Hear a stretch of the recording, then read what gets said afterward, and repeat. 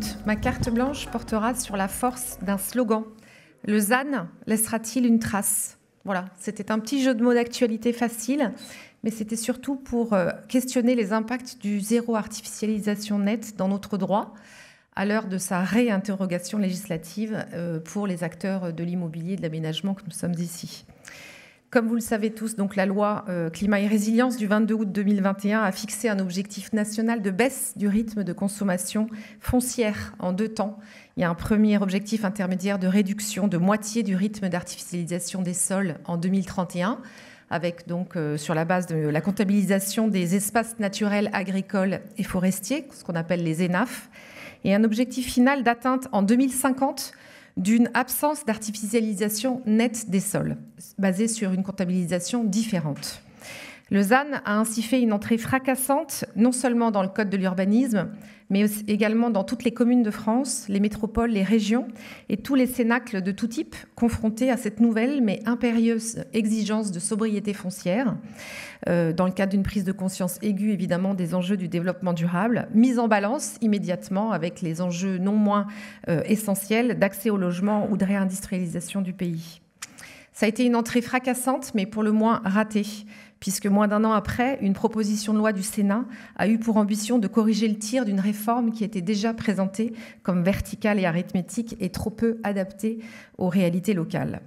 Depuis lors, s'enchaînent, avec plus ou moins de retard à l'allumage, des arrêtés, des annulations, des nouveaux arrêtés, des circulaires, des fascicules et beaucoup d'interrogations, notamment des élus, de tous les acteurs du secteur, sur les méthodes de comptabilisation, la nomenclature, la nature des sols, les dates d'échéance qui se rapprochent sans avoir toutes les clés du système en main.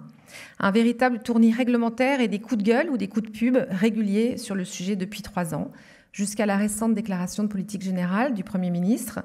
Michel Barnier, lequel a assuré devant la représentation nationale que pour construire, il faut du foncier et qu'il s'est engagé ainsi à faire évoluer de façon pragmatique et différenciée cette réglementation ZAN. S'ensuit alors une nouvelle phase que nous vivons actuellement, non pas de remise en cause de cet objectif de sobriété foncière, bien sûr, tous les acteurs vous le diront, la main sur le cœur, mais de changement de méthode et quand même un sérieux redétricotage du dispositif. Nous avons eu un rapport d'un groupe de suivi sénatorial sur la stratégie de réduction de l'artificialisation des sols paru le 9 octobre dernier. Il faut lire ce document à charge qui ne mâche pas ses mots sur une politique décidée par l'État de façon technocratique, au doigt mouillé, incohérente, binaire, descendante, trompeuse et même éloignée de toute réalité, difficilement intelligible et j'en passe. Immédiatement, cela a été suivi d'une proposition de loi présentée par les mêmes sénateurs visant à instaurer donc cette trajectoire de réduction de l'artificialisation concertée avec les élus locaux, cette fameuse trace très poétique, qui remplacerait le ZAN et qui, sous couvert de renverser la logique en partant des besoins des collectivités locales, revient fortement sur des principes fondamentaux du ZAN, et notamment la suppression de l'objectif intermédiaire de réduction de 50% de l'artificialisation des sols en 2031, le maintien de cette mesure d'artificialisation par le seul décompte des ENAF en supprimant toute notion d'artificialisation qui était écrite dans le Code de l'urbanisme depuis moins de 3 ans, et le report des dates butoirs de modification des documents d'urbanisme qui étaient censés donc intégrer ces objectifs de désartificialisation à respectivement 2031 pour les SCOT au lieu de 2027 et 2036 pour les PLU au lieu de 2028.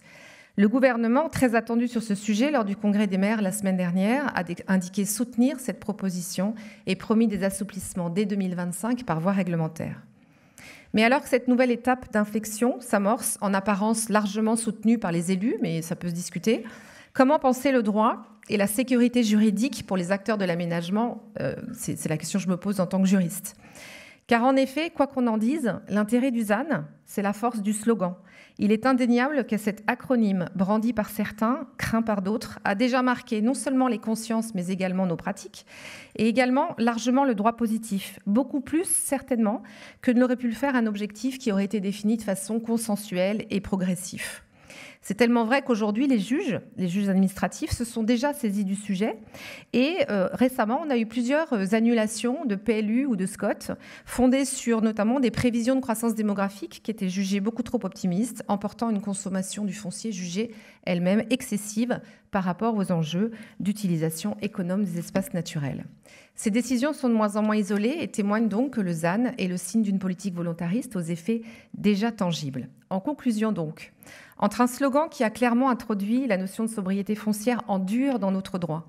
alors que les collectivités locales sont en pleine adaptation de leurs documents d'urbanisme en ce moment pour intégrer ces objectifs, qu'on a une menace de censure gouvernementale et d'instabilité institutionnelle, on peut donc se demander si une nouvelle loi sur le sujet, même appelée de leur vœu par les élus et même s'il s'agit de corriger des erreurs initiales incontestables, est une vraie bonne nouvelle pour la confiance légitime des opérateurs et la sécurité juridique des projets.